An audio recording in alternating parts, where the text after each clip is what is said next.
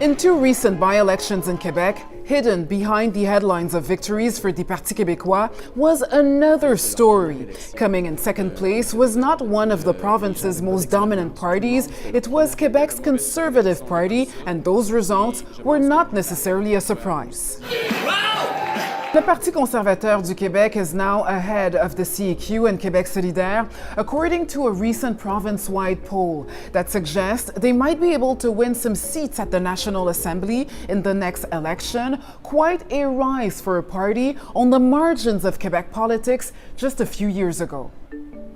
The Conservative Party of Quebec, as we know it today, was founded in 2009. It had a slow start, getting 0.2 and 0.39% of votes in the 2012 and 2014 elections. But in the 2022 election, something shifted, and the party reached almost 13%. The leader then, and still leader today, is Éric Duhem. His Conservatives got 26% of vote in the recent Chicoutimi by-election, with candidate Catherine Morissette, a former mayor, city councillor, and hair salon owner.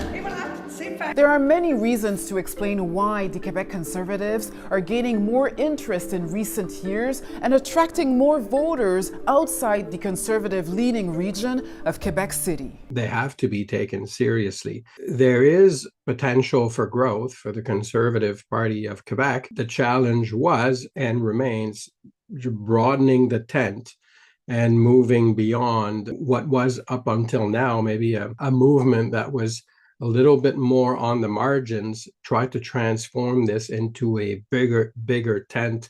Offering one explanation for the party's rise is Héloïse Coulombe, a conservative candidate in the last election. Only 22 years old, she will run again in 2026 in Charlebourg. She says conservative economic ideas have gained traction across Canada in recent years, and that's had an effect here in Quebec. More people got exposed to conservatism and had the opportunity to see whether it resonates with them or not. And we also saw at the federal level a moment last year where the conservative ideas were constantly in the spotlight. But conservatives don't want to eliminate a government program entirely. In reality, we want to focus more on the efficiency and on the responsible spending. Another common misconception is about that conservatism will automatically be against a social progress like same-sex marriage or abortion rights. In reality, we support individuals' freedom, liberty, and freedom is one of our main values. The Quebec Conservative Party is also benefiting from another variable, a fragmented political landscape. People who voted for the CAQ before, who are disgruntled, they are right-of-center voters, and they are not happy with the CEQ under François Legault. We'll see whether the new leader, when they have a new leader, it's likely it will be Christine Fréchette, whether she will be able to turn things around and maybe bring back some of these conservative voters. Duhem hopes the party's ideas and a possible referendum will motivate more people to join his ranks.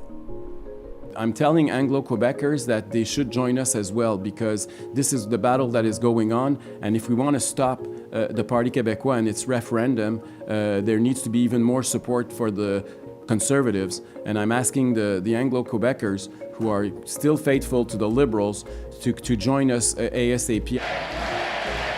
Despite those ambitions, some experts say inroads in Montreal would still be a challenge. And frankly, time will tell. But right now, the Conservatives are still popular in their traditional, I would say, areas where the federal Conservatives also do well. But elsewhere in Quebec, it's a much tougher battle for them. And the party also faces another challenge if it wants to translate rising poll numbers into seats in 2026, recruit credible candidates ready to face the fall test.